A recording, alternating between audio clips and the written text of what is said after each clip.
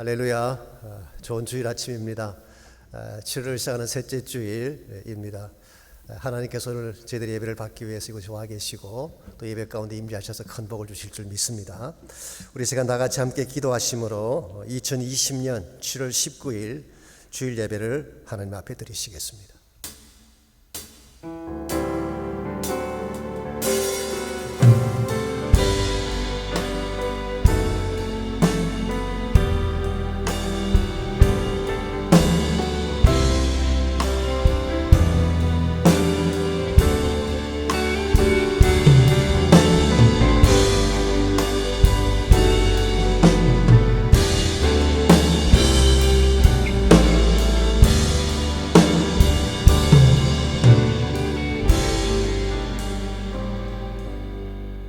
왕이신 나의 하나님이여, 내가 주를 높이고 영원히 주의 이름을 송축하리이다. 내가 날마다 주를 송축하며 영원히 주의 이름을 송축하리이다. 여호와는 위대하시니 크게 찬양할 것이라. 그의 위대하심을 청량하지 못하리로다. 대대로 주께서 행하시는 일을 크게 찬양하며 주의 능한 일을 선포하리로다. 아멘. 이 아침 살아계신 하나님을 전심을 다하여 찬양합니다. 우리 왕 되신 주님 앞에 합당한 예배가 올려드리게 하시고 주의 큰 영광과 권세가 나타나는 예배가 되게 하시며 함께한 모든 주의 백성 한 분 한 분들이 주의 임재를 경험하는 가운데에 마음이 새롭게 되고 새로운 영광과 비전을 보는 귀한 아침 되게 하여 주시옵소서. 예수님의 이름으로 기도하옵나이다. 아멘.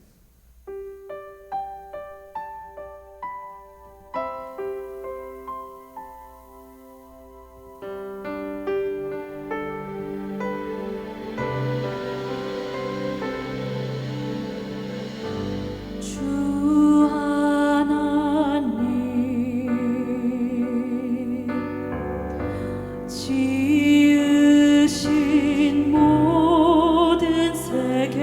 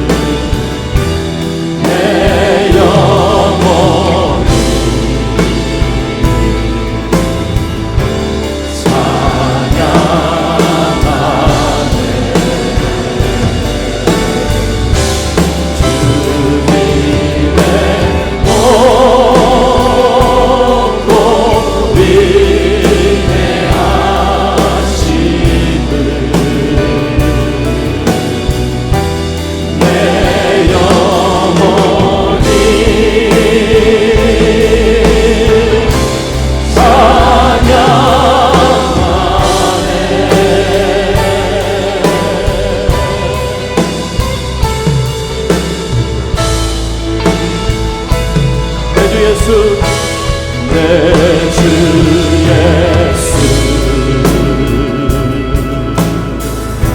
세상에 다시 올 때 저 천국으로 날 인도하니 나경 소리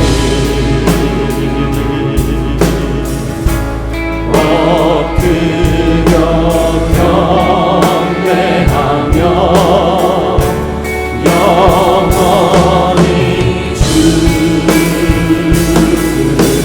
찬양하리라. 우리의 마음을 다하여 주님의 높고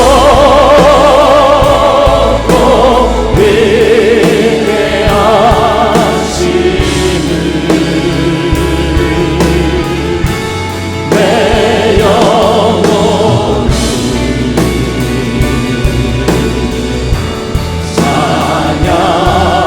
찬양하네. 주님의 높고 위대하심을 내 영혼이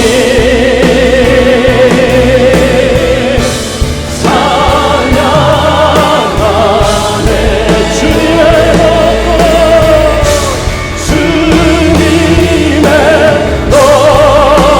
높고 위대하심을 내 영혼이 찬양합니다. 찬양하네.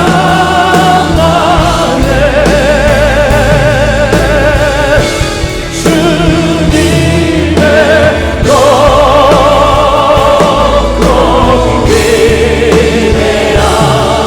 위대하심을 내 영혼이 찬양하네.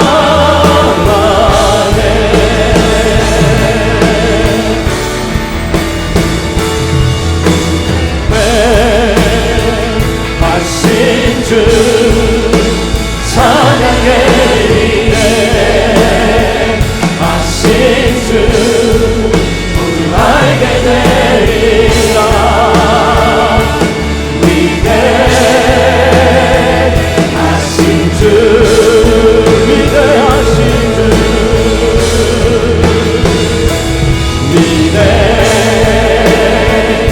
위대하신 주 찬양해 위대하신 주 모두 알게 되리라. 위대하신 주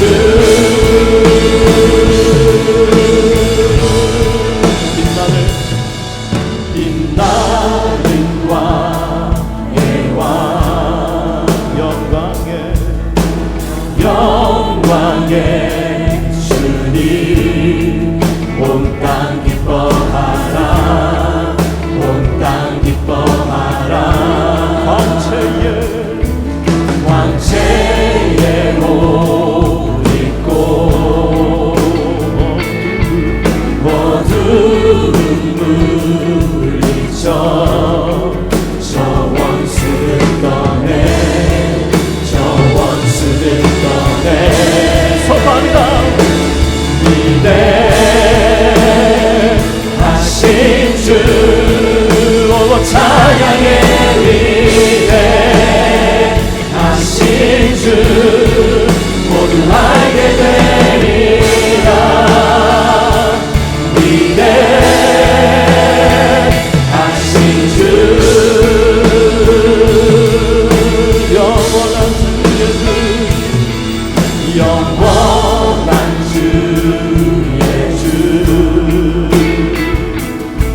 시간의 주관자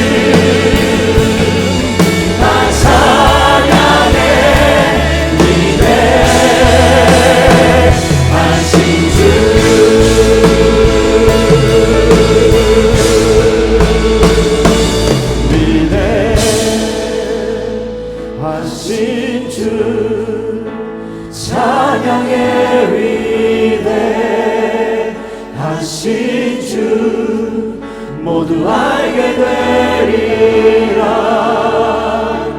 위대하신 주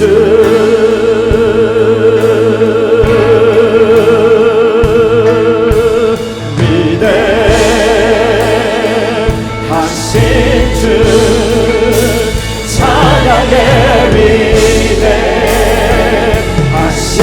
주 모두 알게 되리라. 위대하신 주 위대하신 주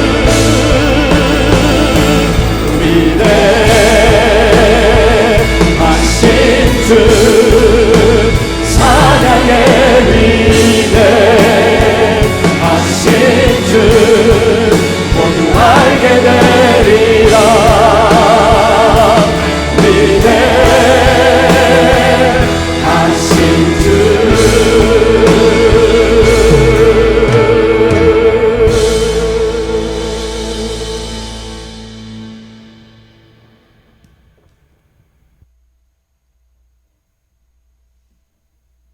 거룩하시고 전능하신 하나님, 이 시간 지금도 저희와 함께 하시는 임마누엘 주님을 찬양합니다.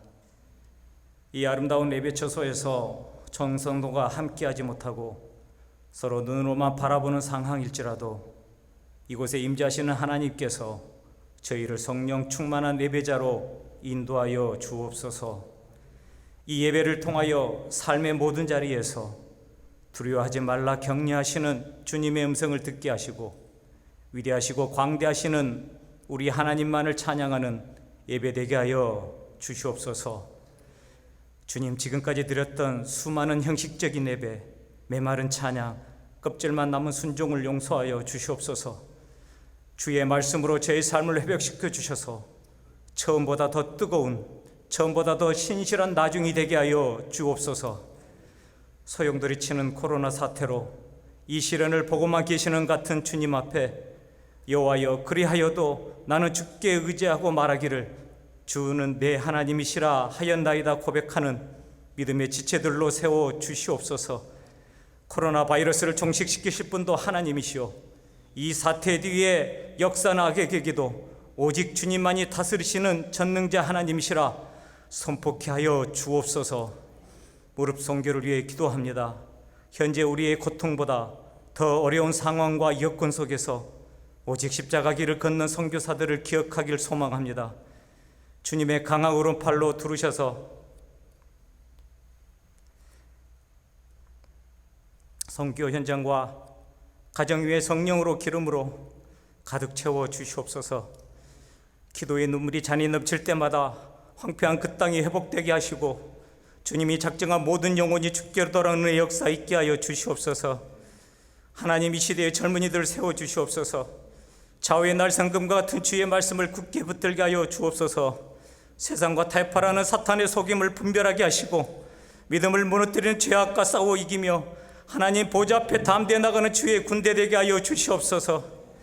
특별히 주의 몸된 교회를 위해 수고하시는 박성근 담임선생님께 은혜와 진리로 충만케 하여 주옵소서. 하나님께서 성령의 권능을 갑절로 허락하여 주셔서 이 시대를 분별하며 말씀의 능력과 기도의 힘을 다하여 주시옵소서. 그래야 주의 교회 이끄시는데 조금도 부족함이 없는 귀한 목사님 되게 하여 주시옵소서. 오늘 목사님을 통하여 선포되어진 능력의 말씀이 예기치 않는 인생의 어둠 앞에서도 두려워하지 않는 믿음이 되어 삶을 이겨가는 표대가 되게 하여 주시옵소서. 하나님이 우리에게 주신 것은 두려워하는 마음이 아니요 오직 능력과 사랑과 절제하는 마음이라 하셨사오니 기쁜 날이나 힘겨운 날이나 하나님의 손길이 언제 어디서나 저희를 보호하신다는 확신을 갖고 세상의 파도 앞에 담대히 서는 저희 모두 되게 하여 주옵소서. 우리를 붙드시되 끝까지 붙드시는 예수 그리스도 이름으로 간절히 기도하옵나이다.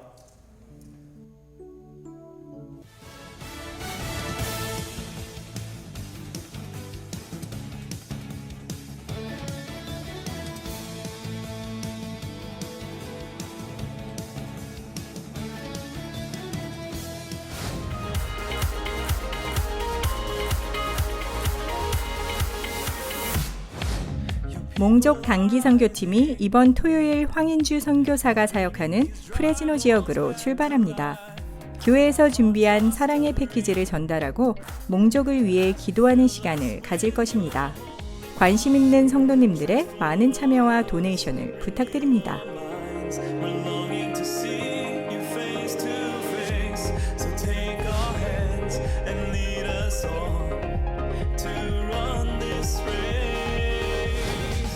이번 토요일 오후 7시에 온라인 선교 콘서트를 진행합니다. 열악한 선교 현장에서 사역하는 선교사들을 영상을 통해서 만나고 그 속에서 역사하시는 하나님을 찬양하는 시간입니다. 교회 홈페이지로 들어오시거나 유튜브에서 BSBC 미디어를 검색해 주시기 바랍니다. 모든 BSBC 성도님들의 많은 참여와 적극적인 관심을 부탁드립니다.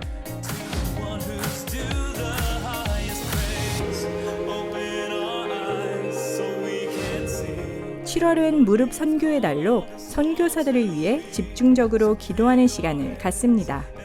이번 한 주간은 홍로경 선교사, 김정득 선교사, DSJS 선교사, TLP 선교사, SHP 선교사를 위해 기도하겠습니다. 함께 기도해 주시고 선교 헌금으로 헌신해 주시기 바랍니다. 자세한 기도 제목은 주보를 참조해 주시기 바랍니다. 안녕하세요. 남가주 새누리 교회 성도 여러분, 반갑습니다. 저는 짐바브웨에서 사역하고 있는 김정덕 선교사입니다. 저희들 위해서 항상 기도해 주시고 또 여러 가지로 협력해 주셔서 너무너무 감사합니다. My name is Tekshua Makumbe. I'm the national team leader for Zimbabwe, and the situation in our country currently is terrible. It's so bad. So much that our people needs a lot of help. It's a situation that has gone terribly bad, in that you find that people are going without food. They go for a night without food. They can go for 2 days without food. It's a very terrible situation that we are in right now. And if there's any time that we need help, it is this time that we need the assistance to help these people. Because the way it is right now as I speak, it's bad, and we definitely need the help. Thank you so much. Thank you. 주님 안에서 행복한 한 주 보내시길 바랍니다. 오늘 귀한 예배 함께 하신 여러분 모두를 다시 한번 주님의 이름으로 환영합니다. 광고에서 보신 것처럼 우리 7월 한 달은 무릎 선교의 달, 선교를 위해 기도하고 헌신하는 그런 시간입니다. 그래서 7월 25일이죠. 우리 프레즈노에 있는 몽족 선교 계획대로 출발하게 됩니다. 그리고 또 청년부가 주관하는 우리 선교 컨설트도 7월 25일 저녁 7시 유튜브를 통해서 온라인으로 진행하게 됩니다. 많이 참여해 주시고 또 기대해 주시기를 바랍니다. 특별히 이번 한 주간 동안 기도할 선교사님들, 여러분 주보에 보시면은 5분이 나와 있습니다. 여러분 실제로 이분들을 위해서 구체적인 기도 꼭 해주시기를 바랍니다. 아시는 대로 또 주정부에서 모든 것을 셧다운 시키는 바람에 예배도 힘들어지게 되고 모임도 어렵게 되고 또 사업하시는 분들은 굉장히 힘든 시간을 보내고 있습니다. 그건 어떻게 할 방법이 없습니다. 그저 기도할 수밖에 없죠. 제가 늘 말씀드린 것처럼 아무리 셧다운을 당해도 우리가 예배를 포기할 수는 없습니다. 예배는 우리 크리스찬 삶의 생명줄이기 때문에 예배를 중단하는 순간 크리스찬 삶은 무너질 수밖에 없고 시간 문제입니다. 그래서 어떻게든 예배는 지켜야 되겠는데 온라인을 통해서도 예배를 드려주시고 또 할 수만 있다면 어떤 기회이든 예배 기회에 꼭 나오시기를 바라고, 특별히 금요일 저녁에 저희들이 주일 예배를 드리는 시간이 있기 때문에 가능하신 분들은 다 나오셔서 함께 예배도 드리고 기도도 했으면 좋겠습니다. 한 가지 주보에 나와 있지 않지만 우리 광고가 있습니다. VBS를 저희들이 하기로 했습니다. 원래 우리 6월 달에 늘 우리 선데스쿨에서 여름 성경학교를 해왔죠. 그전에는 미루다 보니까 할 수가 없었습니다. 그러나 아시는 대로 우리 아이들이 지금 4개월째 집에 있고 선데스쿨 모임도 갖지 못한 가운데 계속 있기 때문에 그냥 두는 것은 너무 좀 마음이 안타까운 생각이 듭니다. 그래서 온라인으로 하는 것이긴 하지만 예전처럼 모여서 할 수는 없지만 우리 라이프에서 나온 VBS 머티리얼 다 구입을 하고 영상도 같이 보내주고 그리고 크래프트도 같이 하고 팀도 같이 말씀을 나누는, 그래서 모든 그 재료나 영상이나 모든 것은 예전과 똑같이 그렇게 하게 됩니다. 다만 교회에 나올 수 없기 때문에 3주간에 걸쳐서 오는 주일부터 3주간 주일마다 VBS 프로그램을 이렇게 말씀과 함께 내보내기로 했습니다. 여러분 기도해 주시고 또 사역자들을 위해서도 기도해 주시고 우리 아이들이 이와 같은 때에 상하지 않도록 늘 기도해 주시기를 부탁합니다. 우리 이 시간 오늘 드릴 선교를 위해, 헌금을 위해서 함께 기도하라고 하겠습니다. 하나님 감사합니다. 어렵고 힘든 때이지만 주님의 살아계심을 믿게 하시고 주의 영광 앞에 나와서 전심을 다해 예배하고 찬양하고 기도하게 하신 것을 감사합니다. 이 시간 주님 앞에 우리의 소중한 예물을 올려드립니다. 우리 마음과 정성을 담은 것이오니 주님 꼭 흠량해 주시고 예물이 서임 받는 곳곳마다 주의 능력의 역사가 나타나게 하시며 힘든 때이지만 우리 모든 성도님들의 가정을 하나님 지켜주시고 보호해 주셔서 주의 권세와 능력으로 꼭 승리하도록 축복하여 주시옵소서. 예수님의 이름으로 기도하옵나이다. 아멘.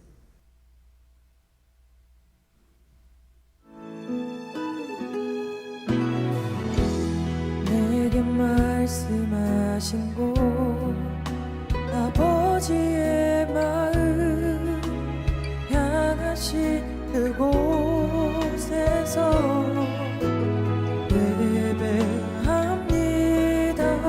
찬양합니다. 그곳에서 그 땅을 만드신 분을 성령의 바람 나의 눈을 적시네. 내 노래 주를 예배하네. 하늘 가득히 주의 영광 선포되네. 주님 그 땅 회복시키시네. 나의 노래가 주를 향한 예배가 그 땅을 회복시키네. 생수의 강이 넘치네. 가라 하시네. 주님 명하신 그곳 내겐 두려움 전혀 없네. 성령이 나를 인도하네. 하늘의 능력이 내 몸을 적시네. 주의 나라와 영광 나를 통해 일으키시네. 나의 노래가 주를 향한 예배가 이 땅을 회복시키네. 생수의 강이 넘치네. 가라 하시네. 주님 명하신 그곳 내겐 두려움 전혀 없네. 성령이 나를 인도하네. 나의 노래가 주를 향한 예배가 그 땅을 회복시키네. 생수의 강이 넘치네. 가라 하시네. 주님 명하신 그곳 내겐 두려움 전혀 없네. 성령이 나를 인도하네. 내겐 두려움 전혀 없네. 성령이 나를 인도하네.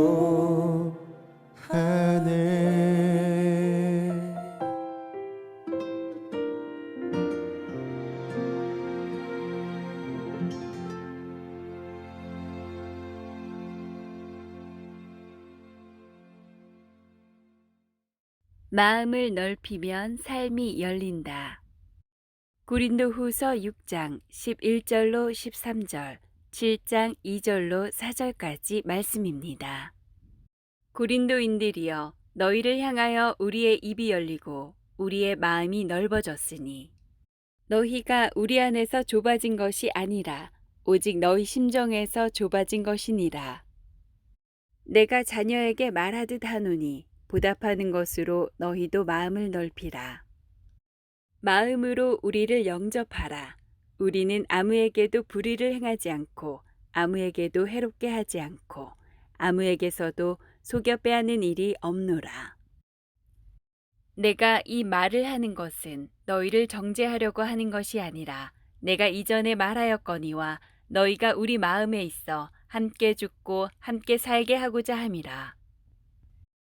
나는 너희를 향하여 담대한 것도 많고 너희를 위하여 자랑하는 것도 많으니 내가 우리의 모든 환난 가운데서도 위로가 가득하고 기쁨이 넘치는도다. 아멘. 사람의 됨됨이는 그가 어려운 일을 당했을 때 그것을 어떻게 처리하느냐를 보면 알 수가 있습니다. 마음이 작은 사람은 무슨 문제가 생기면 지엽적인 이슈에 매달려서 큰 것을 놓칩니다. 그 반면에 마음이 큰 사람은 더 중요한 것을 위해 기꺼이 작은 것을 버릴 줄 아는 지혜를 가지고 있습니다. 그래서 마음이 넓어야 인생을 크게 살 수 있는 것입니다. 미국의 초대 대통령을 지낸 조지 워싱턴이 젊은 시절에 이런 일이 있었다고 합니다. 한 번은 친구들과 논쟁을 하던 중에 언쟁이 붙게 됐습니다. 그때 화가 난 친구가 그를 주먹으로 쳐서 땅에 눕혀버렸습니다. 그것도 많은 사람들이 보는 앞에 땅에 꼬꾸라진 것입니다. 일반적으로 이런 일이 벌어지게 되면 결투를 신청하는 것이 그 당시의 통례라고 합니다. 더구나 혈기가 왕성한 젊은 청년이 이런 모욕을 어떻게 견디겠습니까?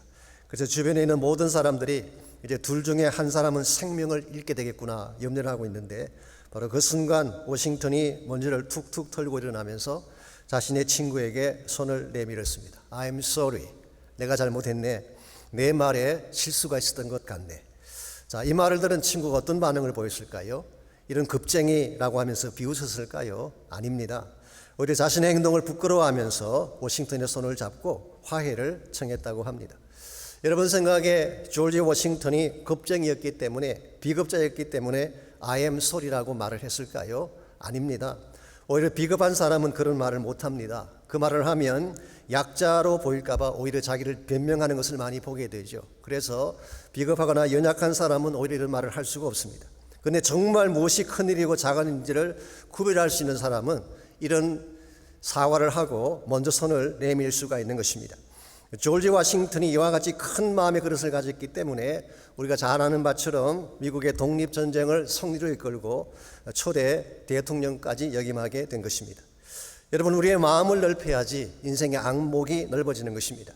우리의 안목이 넓어지게 되면 삶의 모든 폭이 넓어지게 되고 관계성도 넓혀지게 되고 결과적으로 인생이 풍요롭게 되는 것입니다. 그럼에도 불구하고 우리는 좁은 마음으로 살아갈 때가 참으로 많습니다. 생각도 좁게 하고 판단력이나 삶의 시각을 좁게 가질 때가 많습니다. 그래서 모든 것이 작게 보이고 답답하게 느껴질 때가 있는 것입니다. 그러나 만일 우리가 이 좁은 마음의 틀을 깨뜨리고 하나님의 시각으로 통넓게 인생을 바라보게 된다면 하나님께서 준비하시는 수많은 축복들과 아름다운 일들을 목격하고 그 길을 향해 나아갈 수가 있습니다. 우리 모두가 이미 알고 있는 바처럼 지금 우리가 살고 있는 현실은 답답합니다. 수그러질 줄 알았던 코로나 사태가 리설지하면서 삶의 모든 부분이 다시 셧다운 당하고 말았습니다. 학교도 수개월째 셧다운 당한 상태에 있고 사업장도 막히고 심지어 교회 모임마저도 제재를 받는 어려운 현실에 처하게 됐습니다. 그러나 이와 같이 우리의 현실이 셧다운 되었다고 해서 우리의 마음도 닫혀야 될까요? 아닙니다. 오히려 우리의 마음은 더 열려져야 되는 것입니다. 하나님을 향해 열린 마음을 가지고 나아가서 하나님께서 이와 같은 상황 속에서 무엇을 행하시나 이것을 목도하고 하나님의 길을 따라가야지 바른 그리스도인이 되는 것입니다. 이런 측면에서 환경은 막힐지라도 마음은 막히지 아니하는, 환경은 좁아질지라도 우리의 마음은 넓혀가며 살아가는 것, 이게 성경이 말하고 있는 크리스찬 삶의 원리라고 할 수가 있습니다. 여러분과 저는 예수님을 따르는 그리스도인이기 때문에 항상 넓은 마음을 가져야 되고 이것을 통해 수많은 사람들을 축복되게 만드는 역할을 해야 됩니다. 우리가 어떻게 하면 보다 더 넓은 마음을 갖고 많은 사람들에게 복을 나누어주는 이런 삶을 살아갈 수가 있을까요? 오늘 같이 봉독한 본문을 통해서 이것을 함께 정리해 보려고 합니다. 오늘 같이 읽은 본문에 보시면 성숙한 크리스찬으로서 마음의 폭을 넓히는 비결에 대한 말씀이 기록되어 있습니다. 여러분 이미 아시는 것처럼 고린도 교회 성도들과 사도 바울의 사이는 그렇게 좋지 않았습니다. 둘 사이에는 막힌 담들이 많이 있었어요. 더 정확하게 설명드리자면 이것은 바울과 성도들 사이에 문제가 많아서 그렇다라기보다는 오히려 바울을 대적하는 사람들이 교회를 선동해서 일어난 문제들이었습니다. 교회라고 하는 것은요, 몇 사람이 약한 마음을 품고 선동하면 공동체 전체가 흔들릴 경우가 많습니다. 그래서 우리는 조심해야 되는 것입니다. 아마도 고린도 교회의 경우는 대적자들이 분열을 조성하고 거짓 가르침을 유포함으로써 교회 전체를 영적 혼란에 빠뜨린 것 같습니다. 이와 같이 영적인 혼란 가운데서, 불필요한 오해 가운데서 벽을 가지고 살고 있는 그 성도들을 향해서 11절 말씀 보시면 바울이 무엇을 제안하고 있나요? 고린도인들이여, 너희를 향하여 우리의 입이 열리고 우리의 마음이 넓어졌다고 했어요. 우리 입이 열렸다, 이 말은 사실은 내가 허심탄회하게 말한다 그런 뜻입니다. 내가 솔직하게 허심탄회하게 말하는데 너희들을 향한 우리의 마음은 활짝 열려 있다. Our heart is wide open. 나의 마음의 문은 활짝 열려 있다. 사도 바울의 마음속에는 아무 장벽이 없다는 뜻이에요. 예전에도 열려 있었고 지금도 열려 있고 앞으로도 계속 열린 가운데 있다 그런 뜻이에요. 이와 같이 바울의 마음은 열려 있는데 무엇이 문제가 되어서 둘이 하나가 되지 못한 것일까요? 12절을 보시면 열린 마음에도 불구하고 그들 사이를 가로막았던 실제적인 문제가 11절에 소개되어 있습니다. 너희가 우리 안에서 좁아진 것이 아니라 오직 너희 심정에서 좁아진 것이다, 그렇게 설명하고 있어요. 우리가 마음을 좁혀서 문제가 생긴 것이 아니라 너희들이 좁은 심정을 가지고 있기 때문이다. 좁아진 심정 때문이다, 그렇게 설명합니다. 여기 심정이라는 단어가 나오죠. 일반적으로는 마음 혹은 heart라고 번역할 수 있는 단어입니다. 그런데 킹 제임스 버전을 보면 좀 다르게 번역을 해놓았어요. bowels, 창자라고 그렇게 번역을 했습니다. 창자가 좁아졌다, 그렇게 번역을 한 것입니다. 이게 무슨 뜻일까요? 사실 헬라어 원어를 보게 되면요, 문자적으로는 킹 제임스 버전이 바르게 번역한 것입니다. 헬라말로 스플라크나라는 이 단어는 내장이나 창자를 의미하는 것입니다. 그런데 고대 사회에서는 인간의 감정이 어디 있느냐? 이 내장에 있다고 믿었어요. 그래서 이모션이 정착되어 있는 것이 바로 창자나 내장인 것입니다. 그래서 창자가 아프다, 그 말은 감정이 상한다 그런 뜻이에요. 창자가 뒤틀린다 그러면은 마음이 꼬였다 그런 뜻이 되는 것입니다. 그래서 오늘 본문에서 너희 심정이 좁아진 것이다, 이 말의 뜻은 감정적으로 너희들의 마음이 닫혔다, 감정적으로 마음이 꼬였다, 그런 뜻을 가지고 있습니다. 객관적인 팩트 때문에 일어난 문제라기보다는 감정이 상해서 마음의 문을 닫은 케이스를 설명하는 것입니다. 오늘날도 이와 유사한 현상이 많이 일어나고 있습니다. 두 사람 사이에 문제가 생겼을 때 가만히 들어보면요, 실제적인 팩트보다도 감정적인 요소 때문에 마음이 다치는 케이스를 흔히 볼 수가 있어요. 예를 들어서 섭섭한 생각이 들면 두 사람이 어떤 케이스든 마음이 갈라지게 돼 있어요. 나를 섭섭하게 대하면은 뭐 이것이 옳으냐 그러냐에 상관없이 마음이 다치는 것입니다. 때에 따라서는 사고의 비약, 전혀 그런 뜻으로 말한 것이 아닌데 혼자 비약을 해서 상처를 받는 경우도 많이 있어요. 제가 언젠가 소개해드렸던 오한숙희 씨가 쓴 책 부부 살아 말아, 그 책에 보게 되면 아들의 밥 위에는 계란 후라이를 얹어주고 남편 된 자기 밥에는 계란 후라이를 안 얹어주었다고 해서 심하게 다투고 집을 나간 남편에 대한 스토리가 나와요. 자, 이 아내가, 아들은 입시 준비생이기 때문에 건강을 위해서 에너지가 필요하니까 계란 후라이를 얹어준 것이고, 아빠는 밤에 주무시는데 건강이 좋지 않으니까 계란을 안 덮어준 것인데 이걸 가지고 비약을 한 것입니다. 사랑이 식었다느니, 나를 뭘로 보느냐느니, 내가 장기판에 쫄로 보이느냐, 이게 비약적인 남자들의 속 좁은 마음이라고 할 수가 있죠. 이런 케이스들이 흔히 있습니다. 때에 따라서는 누가 던진 말 한마디 때문에 오해를 해서 관계가 깨어지기도 하고, 심지어는 질투심 같은 것이 마음의 문을 닫기도 합니다. 그래서 우리말 속담에 사촌이 차를 사면 배 아프다 그런 말이 있잖아요. 이 창자가 뒤틀린다 그런 뜻입니다. 아마도 고린도 교회 안에 이런 문제가 벌어진 것 같습니다. 실제로 바울이 무엇을 잘못했고 그 성도들 마음 가운데 진리에 대한 이슈가 있었다기보다는 잘못된 오해를 많이 한 것입니다. 중간에 전달한 사람들이 감정을 프로보크하는 이와 같은 전달을 많이 함으로 말미암아 사실은 아무 문제가 없는데 그들의 마음의 문을 닫고 사도 바울을 배척하고 사도 바울에 대해서 악한 일들을 자행한 것입니다. 이와 같이 마음의 문을 닫았던 사람들, 감정적인 이슈 때문에 마음이 닫힌 그들을 향해서 13절을 보시면 바울은 이렇게 호소를 하고 있습니다. 내가 자녀에게 말하듯 하노니 보답하는 것으로 너희도 마음을 넓히라. 내가 자녀에게 말하듯이 너희들에게 정말 간청하듯이 이야기를 하는데 너희도 마음을 넓혀다오. ESV 성경 보게 되면 In return, widen your hearts. 내 마음을 열었으니까 너희들도 똑같이 마음의 문을 넓혀다오. 우리는 여기서 한 가지 배울 중요한 교훈이 있습니다. 사도 바울이 먼저 마음의 문을 열고 다가섰다는 사실이에요. 사실 나이로 보나 경륜으로 보나 사도 바울이 훨씬 더 높은 위치에 있는 사람이었어요. 교회를 개척하고 세운 사람입니다. 그럼에도 불구하고 바울이 먼저 마음의 문을 열고 그들을 향해 다가간 것입니다.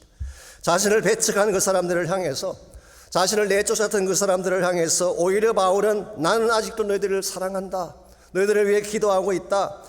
너희들을 축복할 용의가 나에게 있다. 이러한 마음의 자세로 먼저 문을 열고 다가서는 바울의 모습에서 우리는 넓은 마음을 읽어볼 수가 있습니다. 큰 통의 아량을 읽어볼 수가 있습니다.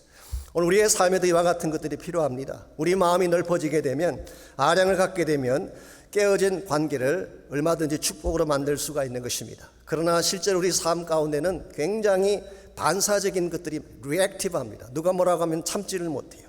즉각적으로 보복하는 케이스도 있어요. 충동적인, 임펄시브한 이와 같은 감정적인 마음을 갖고 있기 때문에 이 사회가 갈라지고 우리 공동체가 깨어지는 것입니다.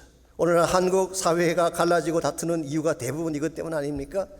우리 그리스도인들은 이것을 좀 넘어서서 마음의 문을 넓혀야 됩니다. 여러분, 교회가 넓어지려면 마음이 먼저 넓어져야 되는 것입니다. 하나님 나라가 확장되기를 정말 원한다면 하나님의 백성된 우리의 마음이 넓혀져야 되는 것입니다. 그래서 오래전에 빌리 그레임이 이런 말을 한 적이 있습니다. 세상을 정말 변화시키기를 원한다면 너희들의 마음을 먼저 넓게 가지라, 이런 충고를 했었어요. 좁은 마음을 가지고 어떻게 세상을 변화시킬 수 있겠어요? 우리의 마음을 넓히고 포용적으로 많은 것들을 수용하며 사랑으로 그들을 덮을 수 있을 때에 사람들이 감동을 받고 하나님께로 나아오게 되는 것입니다. 이런 측면에서 마음을 넓힌다고 하는 것은 건강한 크리스찬 삶을 사는 데 있어서 대단히 중요한 과제가 아닐 수 없습니다. 오늘 우리의 마음은 어떠한지 모르겠어요. 정말 건강한 마음으로 사람들을 품고 살고 있는지, 아니면 편협된 마음으로 편견을 가지고 담을 쌓고 관계를 깨뜨리며 살아가고 있는지, 우리가 정말 하나님이 기뻐하는 열매를 많이 맺기를 원한다면 우리의 마음을 넓혀야 돼요. 그래서 수많은 사람들이 우리와 더불어 함께 복을 받는 공동체를 만들고 세상을 만들어 가야 되는 것입니다. 우리가 어떻게 할 때에 마음을 넓힘으로 말미암아 모두가 함께 축복을 만들어가는 그런 역사를 이룰 수 있을지, 오늘 여러분 7장 2절에서 4절까지를 보게 되면 우리 넓은 마음을 통해 축복의 삶을 만드는 데 꼭 필요한 몇 가지 요소가 소개가 되어 있습니다. 첫 번째가 순전한 동기입니다. 이 마음이 순수해야지 사람들을 하나로 만들 수가 있고 결과적으로 축복된 열매를 만들어갈 수가 있는 것입니다. 7장 2절을 잠깐 보겠습니다. 제가 이렇게 6장 13절까지를 읽고 7장으로 넘어가니까 혹시 여러분 마음에 아니 왜 평소와 다르게 중간을 스킵하십니까? 그렇게 질문하는 분이 계실까 봐 미리 조금 설명을 드리자면요, 문맥상으로 이것이 맞기 때문에 그렇게 하는 것입니다. 사실은 성경 주석을 보게 되면 많은 성경 주석가들은 6장 14절에서 7장 1절까지를 나중에 누군가가 삽입한 것으로 설명하는 학자들이 많이 있습니다. 어떤 학자는 고린도전서 5장 9절에 나오는 이전 편지 previous letter의 일부분이 오늘 이 6장 14절에서 7장 1절이 아닌가 그렇게 추측하기도 합니다. previous letter는 아시죠? 고린도전서를 서기 전에 보냈던 편지, 거기에 보게 되면 음행하는 자와 사귀지 말라는 내용이 나와요. 그래서 아마 이와 같은 맥락이 같기 때문에 오늘 이 스킵한 이 부분을 previous letter의 한 부분이 아닌가 추측하기도 하지만 그 모든 것은 추측이지 확실한 것은 아닙니다. 저는 어떤 이론을 제시하든 간에 한 가지 분명한 것은 이 본문도 바울이 썼다는 사실이에요. 그래서 폴라인 어터십에는 아무런 문제가 없습니다. 바울이 썼는데 다만 문맥상 본인이 스킵했다고 보는 것이 옳습니다.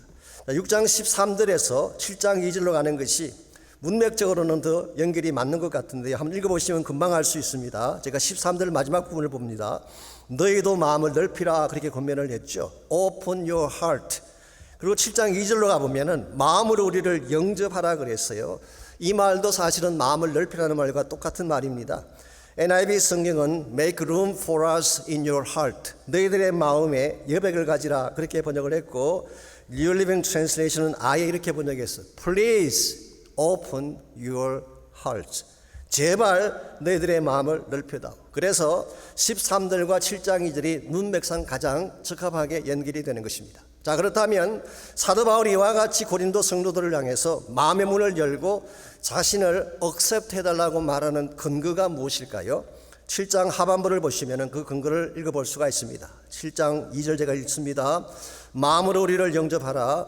우리는 아무에게도 불의를 행하지 않고 아무에게도 해롭게 하지 않고 아무에게서도 속여 빼앗은 일이 없노라 그랬어요. 바울의 관계성을 설명하면서 지금까지 누구에게도 불의한 일은 행하지 않았다. 아무도 해치는 그런 일을 한 적이 없다. 무엇보다도 아무도 속여서 빼앗은 일이 없다. 그렇게 설명합니다.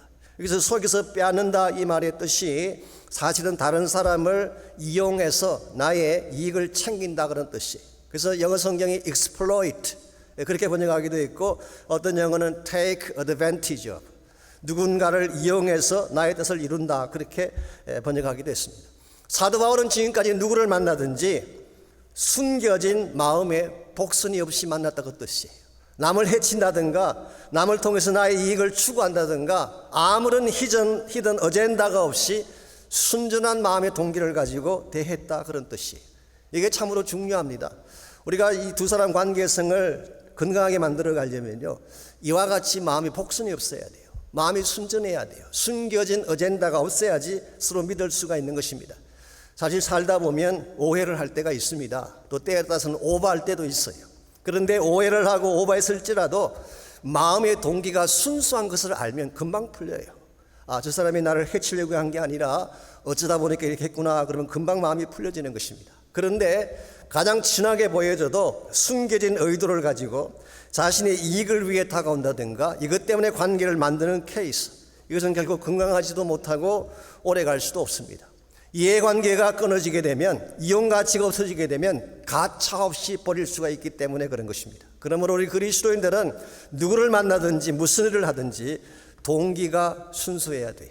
그래야지 관계성도 건강해지고 우리 스스로가 누리게 되는 축복도 아름다워지게 되는 것입니다. 오래전에 이솝이 쓴 우화 중에 염소와 당나귀라고 하는 재미있는 이야기가 있습니다. 이 당나귀와 염소는 한 집에 살면서 친하게 친구처럼 살았습니다. 그런데 이 밥 먹을 때가 되면 항상 이 염소의 마음이 상하는 것입니다. 왜냐하면 주인이 당나귀에게 먼저 좋은 음식을 주고 나중에 남은 찌꺼기를 염소에게 주었기 때문에. 그래서 항상 이 문제는 밥그릇에서 시작됩니다. 이해관계에서 시작되는 것입니다. 그래서 마음에 좀 상한 마음을 가진 이 염소가 어떻게 하면 당나귀를 좀 조정을 해서 주인으로부터 미움을 받게 할까 궁리를 하던 중에 하루는 당나귀에게 다가가서 이렇게 제안을 했습니다. 당나귀야, 너는 하루 종일 무거운 짐만 지고 죽도록 일만 하니까 딱해서 볼 수가 없구나. 친구로서 너를 사랑해서 하는 말인데 앞으로는 꾀병을 좀 부려서 쉬도록 해라. 그렇게 이야기를 했어요. 그리고 구체적으로 어떻게 하면 꾀병을 부려서 쉴 수 있는지 방법까지 알려주었어요. 이 말을 들은 당나귀가 염소가 시키는 대로 일부러 벽에 몸을 부딪혀서 몸을 퉁퉁 붓게 만든 후에 끙끙 앓아서 눕게 됐습니다. 이것을 본 주인이 의사를 불렀어요. 저렇게 퉁퉁 부은 몸을 고치려면 무엇이 필요합니까? 그랬더니 의사가 진찰을 한 후에 간단합니다.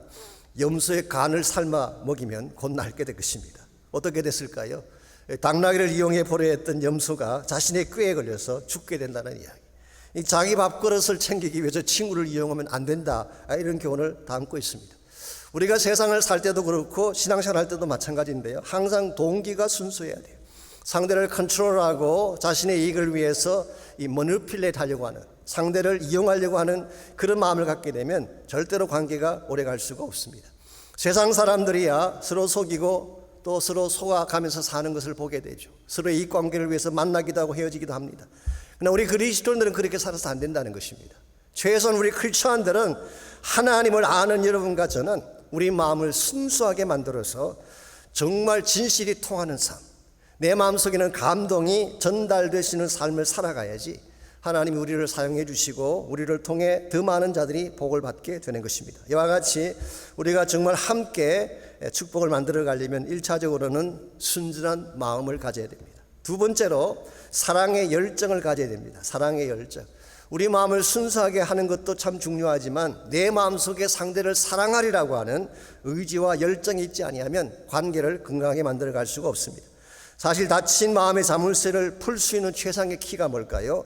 사랑입니다. 사랑하게 되면 어떠한 다친 마음도 열려지는 것입니다. 그래서 오늘 읽은 본문을 다시 보시면은 여러 곳에서 고린도 성도들을 향한 사도 바울의 사랑을 읽어볼 수가 있습니다.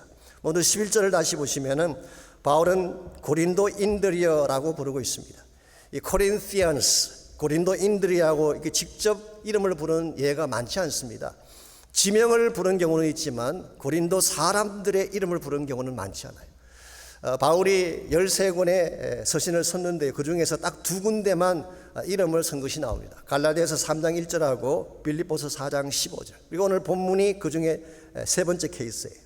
여기서 코린티안스라고 이름을 직접 거명한 것은 그만큼 개인적으로 가깝다 이것을 표현하는 것입니다. 물론 어떤 성경 주석가는 반대로 이야기하기도 합니다. 바울의 분노를 표출하기 위한 것이다 그렇게 설명하기도 하지만 저는 그 반대 케이스로 보고 있습니다. 실제로 New Living Translation은 이렇게 하여 번역을 해놓았어요. Dear Christian, Corinthian friends, 사랑하는 고린도 친구들이여, 그렇게 번역한 것을 봅니다. 우리가 누구를 사랑하게 되면 호칭부터 달라지는 것 아세요? 애정이 담기게 되면 상대를 부를 때 호칭이 달라지는 것입니다. 부부관계도 가만히 보면 애정이 있을 때는 절대로 야, 너, 뭐, 여이 그렇게 부르지 않아요. 미국 사람들은 honey, sweetheart. 우리는 한국 분들 가운데 나이 드신 분들은 마님이라고 부르는 분이 많다고. 마님, 여사라고 부르기도 하고. 내가 제가 한번 차를 타고 가다가 한 형제님이 셀폰을 봤는데 My Queen이라고 하는 번호가 나왔어. My Queen, 나의 여왕이죠. 나의 왕비. 보았더니 그분 부인 전화가 거기 찍힌 걸 보았습니다. 우리가 이 사랑하게 되면 명칭이 달라지게 돼요. 그래서 사랑하게 되면 첫째로 부르는 이름이 달라질 수 있습니다. 뿐만 아니라 13절을 보시면은 내가 자녀에게 말하듯 한다. 이것은 태도의 변화를 말하는 것입니다. 여러분이 정말 사랑하게 되면 태도가 부드러워지게 되고 태도가 아름다워지게 되는 것입니다. 사도 바울이 지금 고린도 성도들에게 고면을 하면서 어떤 책망이나 강요를 하고 있지 않습니다. 실제로는 얼마든지 강요할 수 있는 위치에 있지만 그렇게 말하지 않고 fatherly love, 아버지적 사랑으로 자녀를 대하듯이 그렇게 대하는 것을 볼 수가 있습니다. 왜냐하면 사랑하기 때문에 넓은 마음을 가지고 그런 좋은 태도를 가진 것입니다. 뿐만 아니라 7장 3절을 보시면은 사도 바울이 그들을 얼마나 깊이 사랑했는지 그 사랑의 의지를 7장 3절에서 읽어볼 수가 있습니다. 내가 이 말을 하는 것은 너희를 정죄하려고 하는 것이 아니라 내가 이전에 말하였거니와 너희가 우리 마음에 있어 함께 죽고 함께 살고자 함이라. 이거 대단한 말입니다. 너희가 내 안에 있다. You are in our heart. 요즘 젊은 사람들이 쓰는 용어 중에 그런 게 있잖아요. 내 안에 너 있다. 그 비슷한 말이에요. 얼마나 친밀하고 가까운 이런 표현을 쓰겠어요. 뿐만 아니라 함께 죽고 함께 사는 관계, 이 생사를 같이 하는 관계라는 거예요. 기꺼이 너희들을 위해 죽을 용의가 있고 너희들을 위해 희생할 용의가 있다고 하는 이 사랑을 이루기 위해서는 어떠한 것도 행할 각오가 있다고 하는 의지가 이 바울의 이 표현 속에 잘 나타나 있습니다. 여기까지 우리가 같이 묵상했는데요. 여기서 한 가지 질문이 등장합니다. 정말 고린도 성도들이 이와 같이 바울의 사랑을 받을 자격이 있는가라고 하는 질문이에요. 이미 제가 말씀드린 것처럼 고린도 교회는 사도 바울을 배척했던 교회였습니다. 사실 바울이 수많은 교회를 개척해 세웠지만 고린도 교회만큼 사랑한 교회는 없어요. 18개월 동안 함께 머물면서 밑바닥에서 시작해서 한 사람 한 사람을 전도하고 양육해서 섬겨서 만든 교회가 고린도 교회였습니다. 그러니 고린도 교회 성도가 얼마나 귀합니까? 이렇게 사랑하고 케어를 했는데 이 고린도 성도들이 바울을 배척하고 쫓아냈어요. 이와 같이 배은망덕한 이와 같이 배신을 행했던 이 교회를 향해서 왜 사도 바울은 이런 사랑으로 다가서고 있는 것일까요? 가능한 설명은 하나밖에 없습니다. 이와 같은 종류의 사랑을 그가 경험했기 때문에 하나님이 그를 사랑하실 때에 이와 같은 모습으로 사랑하신 것을 경험했기 때문에 본인도 이 사랑을 그들에게 나타나게 된 것입니다. 마치 누가복음 15장에 나오는 아버지의 사랑을 연상케 하고 있어요. 이 탕자가 넉마를 걸치고 돌아왔을 때에 아버지가 제일 먼저 달려나가서 그의 목을 안아주었다고 성경은 기록합니다. 왜 아들의 목을 안아주었을까요? 물론 반가워서 그랬을 수도 있습니다. 그런데 어떤 성경학자는 이렇게 해석을 합니다. 한 가지 더 중요한 이유가 있다. 그게 뭐냐고 하면 그 당시 율법에 의하면요, 이 패역한 아들이 집에 돌아오게 되면 돌로 쳐 죽이는 그와 같은 규례가 있었어요. 아버지는 이 사실을 알고 있었던 것입니다. 그래서 아들이 집에 돌아왔을 때에 누군가가 돌로 들어 치기 전에 본인이 먼저 가서 안아준 거예요. 다른 사람들은 right와 wrong에 대한 것을 따지며 돌을 들어 치려고 했지만 아버지에게 그것은 아무 상관이 없었어요. 차라리 내가 돌에 맞겠다는 심정으로 아들을 감사하는 아버지의 사랑. 이게는 하늘 아버지의 우리를 향한 사랑이라고 할 수가 있습니다. 우리가 구원받은 이유가 여기에 있는 것입니다. 하루에도 수십 번씩 죄를 짓고 또 짓지만 그래도 하나님 우리를 품에 안아주세요. 본인이 채찍을 맞을지언정, 본인이 돌에 맞아 처형을 당할지언정 우리를 그냥 내버려 둘 수 없다 해서 품어주신 사랑이 바로 십자가를 통한 하나님 사랑이에요. 바울이 이걸 너무나 잘한 것입니다. 솔직하게 말씀드리자면 바울 자신이 지금 악하다고 말하는 고린도 성도보다 더 좋았어요? 그렇지 않습니다. 더 사악했어요. 이 고린도 성도들은 사람에 대해서 악한 짓을 했지만 바울은 하나님의 아들을 배척했어요. 우리를 사랑하기 위해 죽기까지 한 예수 그리스도를 배척하고 핍박했던 사도 바울, 이런 바울이 누구에게 용서를 구할 수가 있고 어떻게 사랑받을 자격이 되겠어요? 근데 하나님이 이와 같은 바울을 사랑해 주셨는데 바울은 이 사랑을 잊지 못한 것입니다. 나를 사랑하신 하나님의 사랑을 생각할 때마다, 그 사랑이 내 마음속에 용서섬 칠 때마다 누구든지 그는 마음을 열게 되고 다가서게 되고 그들을 안아준 것입니다. 오늘과 저에게 이 사랑의 열정이 필요합니다. 이것이 있으면 가정이 다시 회복될 수가 있어요. 깨어진 공동체가 하나가 될 수가 있습니다. 오늘 이 세상 사람들이 사랑에 대한 이야기를 많이 하지만 사실은 계산적인 사랑이 얼마나 많습니까? 그런데 아무런 계산 없이, 히든 어젠다 없이 하나님이 나를 무조건 사랑한 것처럼 우리도 누군가를 사랑할 수 있게 된다면 우리 이 땅을 밝게 만들 수가 있고 깨어진 관계를 회복해서 하나님의 영광을 드러낼 수가 있는 것입니다. 이런 면에서 우리가 정말 예수 그리스도를 따르는 제자가 되었다고 한다면은 1차적으로는 마음이 순전해야 돼요. 마음속에 히든 어젠다가 있으면 안 돼요. 두 번째는 주님이 우리를 사랑하심 같이 우리 마음속에 사랑의 열정이 있어야 됩니다. 세 번째로 필요한 것, 우리가 함께 축복을 만들어 가려면은 상대를 세워주는 마음이 필요합니다. 즉 상대를 소중한 존재로 여기고 그를 세워주고자 하는 마음이 있을 때에 관계가 건강해지는 것입니다. 7장 4절을 봅니다. 나는 너희를 위하여, 너희를 향하여 담대한 것도 많고 너희를 위하여 자랑하는 것도 많으니 내가 우리의 모든 환난 가운데서도 위로가 가득하고 기쁨이 넘치는도다. 우리말 번역도 번역을 잘했습니다마는 NIV 성경을 보면 이렇게 번역이 되어 있습니다. 솔직히 말하건대 I've spoken to you with great frankness. 내가 솔직히 말하건대 너희가 너무 자랑스럽구나. I take great pride in you. 나는 너희들을 정말 자랑스럽게 생각한다. 그래서 내가 많은 고난을 당했지만 모든 고난 속에서도 너희 때문에 받은 위로와 기쁨이 끝이 없단다. I'm greatly encouraged. My joy knows no bound. 내가 너희들 때문에 얼마나 위로를 많이 받고 너희를 생각만 하면 기쁨이 끝없이 넘쳐나는지 알고 있느냐. 사실 이 표현은 상대를 굉장히 높게 평가한 것입니다. 사도 바울에게 있어서 고린도 성도들은 부담스럽거나 거추장스러운 존재가 아니었어요. 소중한 존재요, 없어서는 안 될 보석같이 귀한 존재인 것을 인정하고 있습니다. 여러분, 사람이라고 하는 것은요, 자기 가치를 인정해 줄 때에 마음을 열게 돼 있어요. 여러분이 누구를 대할 때에 그 사람을 소중히 여기고 존중히 여겨주게 되면 그들의 마음이 열려지게 됩니다. 그래서 우리 인생의 폭이 넓어지려면 상대를 리스펙트하고 존중해주는 마음을 가져야 돼요. 우리는 가끔 우리 주변의 사람들을 함부로 다룰 때가 있습니다. 특별히 자기 가족이나 배우자나 자녀들을 함부로 다루는 경우가 있죠. 이건 대단히 위험하고 잘못된 것입니다. 사실 그들만큼 우리를 사랑할 자가 어디 있겠어요. 우리가 가장 힘들 때에 내 편에 설 자는 가족들밖에 없어요. 심지어 우리가 세상을 떠날 때 끝까지 우리 곁을 지켜줄 사람들도 그들밖에 없어요. 그러면 여러분 한 분 한 분이 주변에 있는 사람들을 소중히 여겨야 돼요. 귀하게 여기게 됩니다. 그래서 그들을 어떻게든 세워주는 삶을 살게 되면 여러분 자신도 복을 받게 되고 가정도 든든하게 세워지게 되는 것입니다. 몇 년 전에 한국 TV에서 내 남편을 찾아주십시오라는 넌픽션 프로가 있었습니다. 주인공이 김영숙이라는 분인데요. 이분은 정신지체장애자인 남편 이광식 씨를 잃어버리고 찾는다는 그런 호소를 하는 그런 프로였습니다.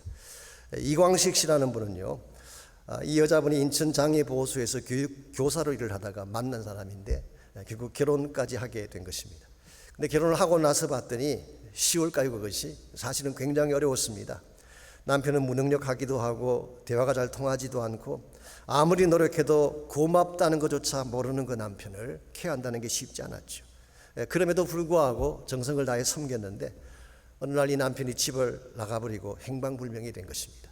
그때 김영숙 씨가 온 동네에 전단지를 뿌리고 온 도시를 돌아다니며 남편을 찾아다녔어요. 이걸 본 기자가 한 번은 질문을 했습니다. 아니 왜 그런 무능력한 사람을 그토록 열심히 찾아다니는 것입니까? 그때 그녀가 대답한 것이 다음과 같습니다. 그는 내가 아니면 아무것도 못합니다. 하루 세끼 밥 먹는 것도 못합니다. 내가 아니면 그는 도저히 살 수가 없기 때문입니다. 여기까지 말한 그녀는 다음 한마디 말을 더 했다고 합니다. 그런데 더 중요한 이유가 있습니다. 나는 그를 사랑합니다. 이제 나는 그가 없으면 살 수 없기 때문입니다. 저는 이것이 진정한 사랑이라고 생각합니다. 단순한 동정심이나 의무감 때문이 아니라 정말 남편을 소중히 여기는 마음이 있었기 때문에 모든 것을 다 내려놓고 그를 찾아 나선 것이죠. 우리에게 이와 같은 마음이 있게 되면요, 관계성이 건강해지고 우리의 가정과 우리 사회가 밝아질 수밖에 없습니다. 그래서 세상 사람들이야 계산적으로 살고 자기 이익을 따라 살기도 하고 때로는 속이기도 하고 속기도 하며 그렇게 살아갈지라도 여러분과 저는 그렇게 살아서는 안 돼요. 정말 순수한 마음을 가지고 깊은 사랑을 가지고 어떻게든 상대를 축복하며 세워줄 마음으로 살아가게 된다면 우리의 모든 관계가 더 아름답게 변할 수가 있는 것입니다. 이와 같은 아름다운 사랑의 마음, 이게 우리 힘만으로 가지게 될까요? 아닙니다. 말씀드린 것처럼 우리를 향하신 하나님의 사랑을 알고 그 사랑에 깊이 잠길 때에 비로소 우리도 이와 같은 것을 행할 수가 있는 것입니다. 그러므로 우리의 마음이 정말 넓어지게 되면 그러면 하나님이 여러분과 저에게 더 넓은 차원의 축복을 허락해 주세요. 관계성도 넓혀주시고 우리 삶의 터전도 확장시켜 주시고 그리고 우리 삶으로 하여금 정말 하나님이 기뻐하는 열매를 맺도록 힘과 능력을 주시는 것입니다. 우리 힘만으로는 우리 앞길을 열 수가 없습니다. 아무리 노력해도 우리 힘으로 열 수 없는 막힌 담들이 너무 많이 있어요. 이미 우리가 경험하고 있는 것처럼 코로나의 현실, 우리의 힘으로 넘어갈 수가 있을까요? 안 됩니다. 우리가 아무리 천국에 대한 비전을 마음에 품고 있지만 우리 힘만으로 복음의 문을 열고 땅끝까지 나갈 수가 있을까요? 할 수 없습니다. 하나님이 개입하시면 가능해요. 왜냐하면 그 하나님은 모든 길을 여시는 큰 길을 만드시는 주님이시기 때문에. 성경 말씀에 하면 그 하나님은 바다의 길을 내시는 분이에요. 누구도 건널 수 없는 홍해의 길을 내시고 이스라엘 백성들을 이끄셨던 분이 하나님이에요. 그 하나님은 사막의 길을 내고 광야의 길을 내시는 하나님이셨어요. 기적의 하나님이셨어요. 그 결과 광야 같은 팔레스타인 땅에 꽃이 피고 과일이 열리지 않았습니까? 바로 그 하나님 오늘 여러분과 저의 하나님이 되셔서 우리 인생에 막힌 모든 것을 뚫어주세요. 그분이 우리 앞길을 열어주시게 되면 막힌 담이 열려지게 되고 저주가 떠나가게 되고 다시 축복과 회복의 삶이 우리에게 주어지게 되는 것입니다.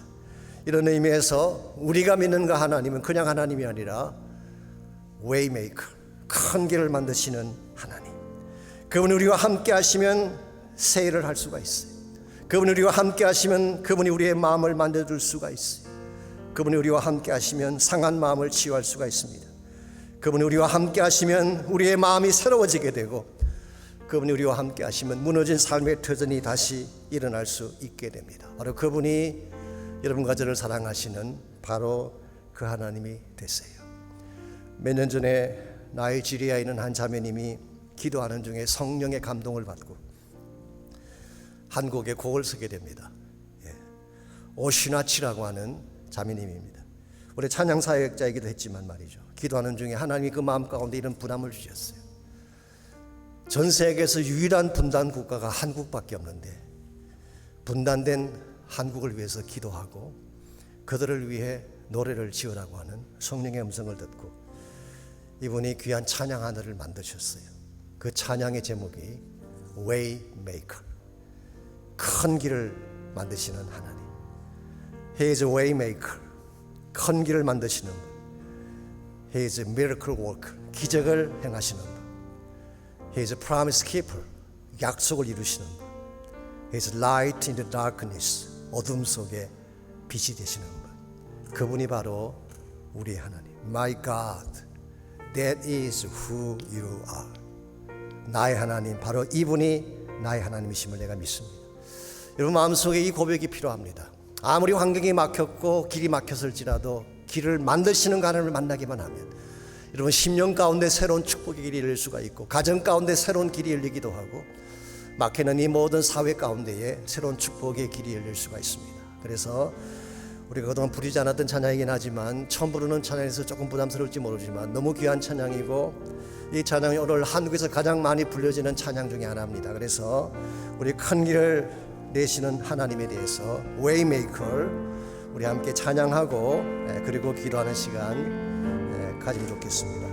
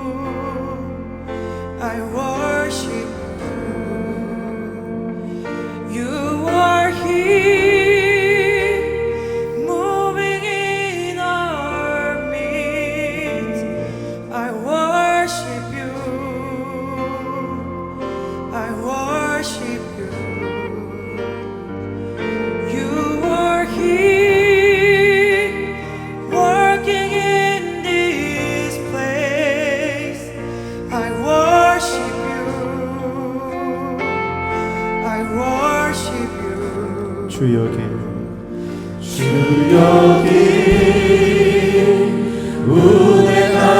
운행하시네 나 경배해 주 경배해 주 여기 역사하시네 나 경배해 주 경배해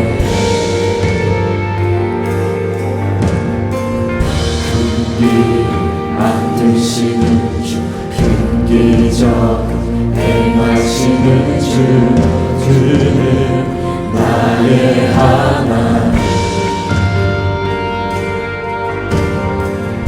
약속을 지키시는 주, 어둠 속에 빛이 되시는 그는 나의 하나님. 우리 맘 만지시는 주 나 경배해 주 경배해 우리 맘 치료하시네 나 경배해 주 경배해 우리 삶 변화시키네 우리 삶 변화시키네 나 경배해 주 경배해 우리 맘 고쳐주시네 나 경배해 주 경배해 큰 길을 만드시는 주 큰 기적을 행하시는 주 그는 나의 하나님 약속을 지키시는 주 어둠 속에 빛이 되시는 그는 나의 하나님 큰 길을 만드시는 주 큰 기적을 행하시는 주 그는 나의 하나님 약속을 지키시는 주 어둠 속에 빛이 되시는 그는 나의 하나님 나의 하나님 나의 하나님 나의 하나님 나의 하나님 나의 하나님 나의 하나님 나의 하나님 나의 하나님 하나님 감사합니다. 우리에게 신실하신 하나님이 계신 것을 감사합니다. 이 하나님이 우리를 붙잡아 주시고 우리 삶의 길을 열어주시고 우리가 뚫을 수 없는 인생의 문제들의 길을 뚫어주셔서 하나님의 능력을 보게 하시며 사랑을 보게 하시며 기적을 보게 하시며 회복을 보게 하시며 치유를 맛보게 하시는 것을 감사합니다. 무슨 일을 당할지라도 우리 사랑하는 주의 백성들 낙심하지 않도록 도와주시고 이 하나님이 우리 하나님 되심을 선포하게 하시고 이 하나님이 함께 가는 곳곳마다 기적의 문들이 열려지게 하시고 새로운 소망의 문들이 열려져서 하나님이 하나님 되심을 선포하며 달려갈 수 있는 우리 모두 되게 하여 주시옵소서. 이제는 우리 구주 예수 그리스도의 은혜와 아버지 하나님의 무한하신 사랑과 성령님의 충만한 능력의 임재하심이 이 시간 주님을 찬양하고 예배하고 돌아가는 모든 사랑하는 주의 백성 한 분 한 분에게 그들의 가정과 삶의 터전과 자녀들과 자손들 위해 이제로부터 항상 함께 해주시기를 우리 주님 예수님의 이름으로 간절히 축원하옵나이다. 아멘.